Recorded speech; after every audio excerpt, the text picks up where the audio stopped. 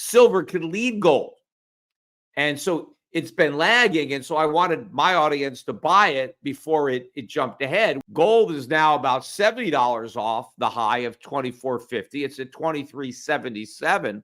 I think the support in gold is moving higher. So it was 2,200. Now it's probably 2,300, maybe even a little better.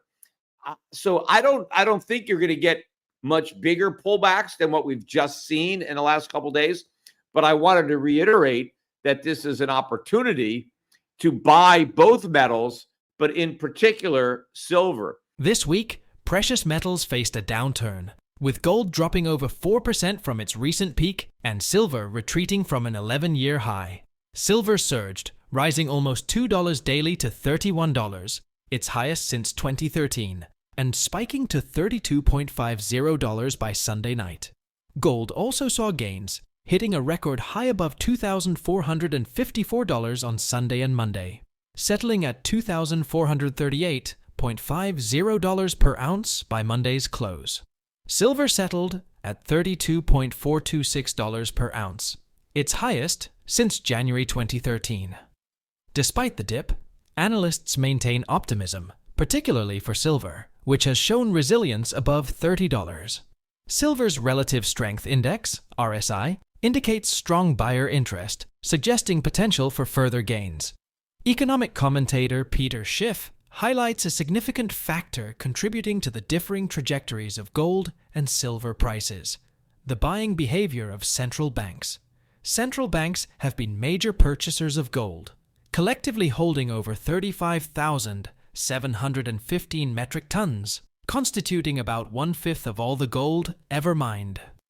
This substantial accumulation of gold by central banks has played a crucial role in stabilizing gold prices, particularly by offsetting retail selling pressures. Notably, gold exchange-traded funds, ETFs, have experienced 11 consecutive months of outflows, indicating that investors in the US and Europe have been selling off their gold holdings even as the price of gold has risen. The consistent purchasing by central banks has effectively counterbalanced this retail selling, maintaining strong demand for gold and supporting its price. In contrast, central banks do not buy silver, which means the silver market dynamics are driven more by public and investor demand. This difference is crucial in understanding why silver's price movements can be more volatile compared to gold. Schiff has long advocated for silver, forecasting it would eventually surge in value and describing it as a coiled spring ready to explode. He interprets the recent breakout in silver prices as a strong buying opportunity, indicating that silver is poised for significant gains. We will present clips from Peter Schiff's interview. But before we do, if you want more videos like this, please hit the subscribe button and turn on the notification bell for more updates. Thank you and enjoy the video. Silver and gold had a big move up, particularly silver. Silver really broke out. It was up almost $2, I think, on the day. And it didn't just close above 30, which was a level that silver had not traded above since 2013.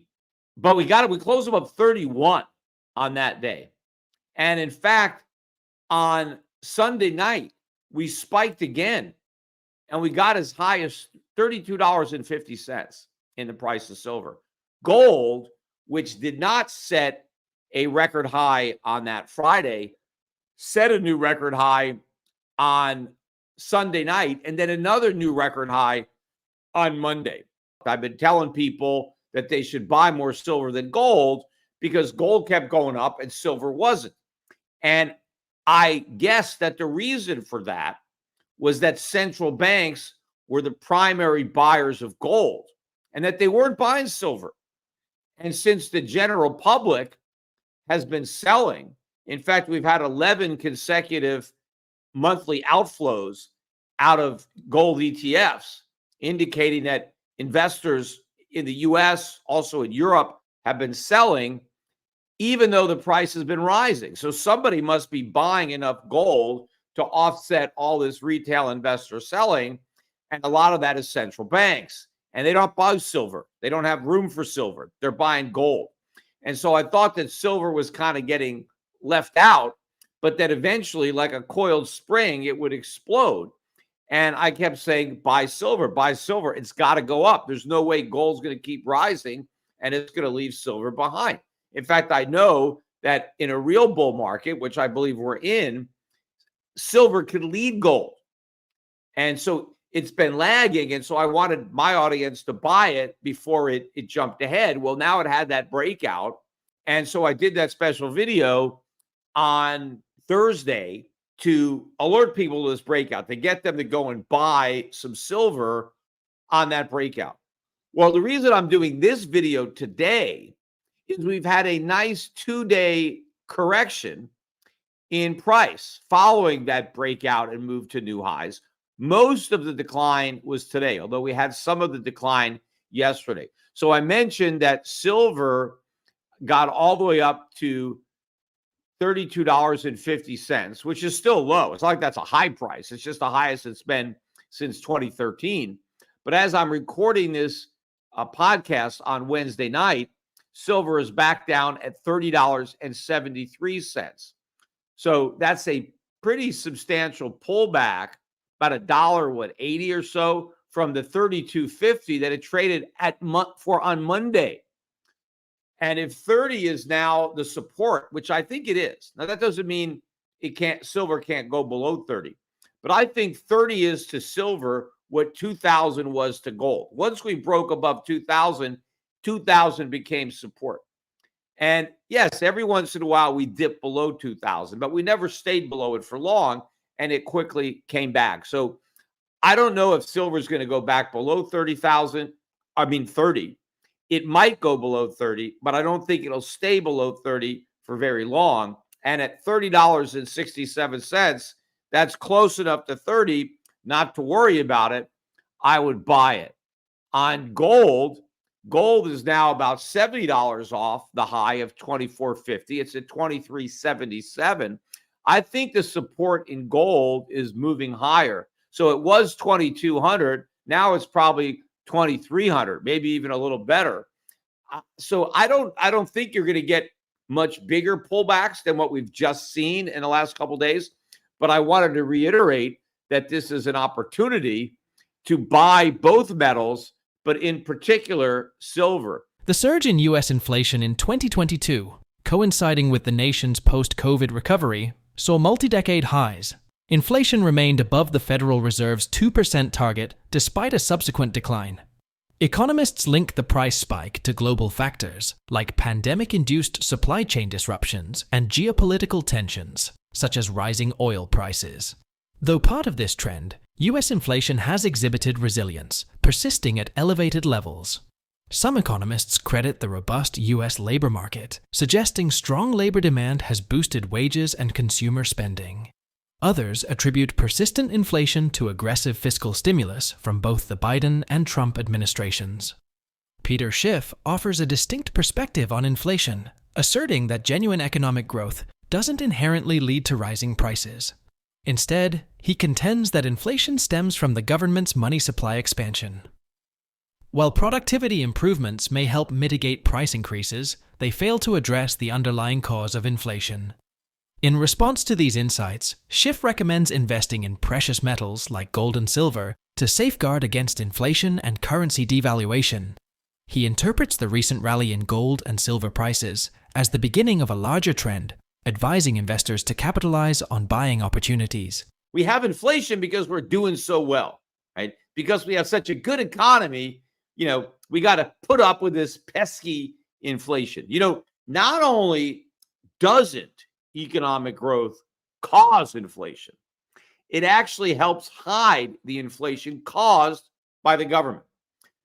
Because when an economy is truly growing and producing more stuff, prices go down.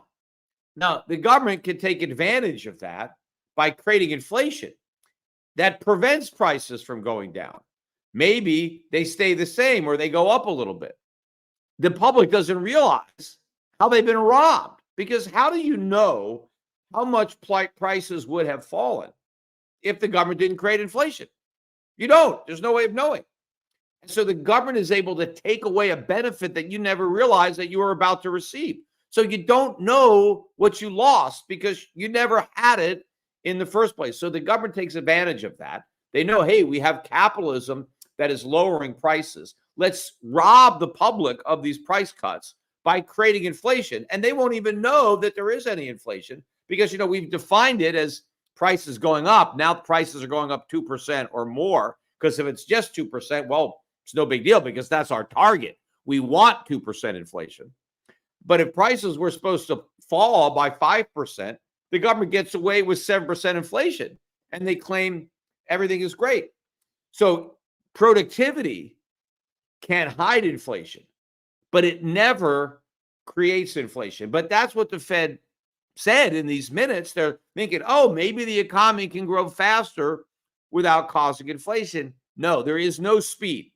True economic growth can be as fast as it wants to be, and you're never going to have to worry about rising prices. They say the economy is really good, and they were worried about, oh, well, we might get inflation. Maybe we won't, right? They're saying maybe we don't have to worry. Even though we have this great economy, we don't have to worry about this great economy causing inflation because of the productivity enhancements that are going to diminish that inflation. But those productivity enhancements don't diminish the inflation.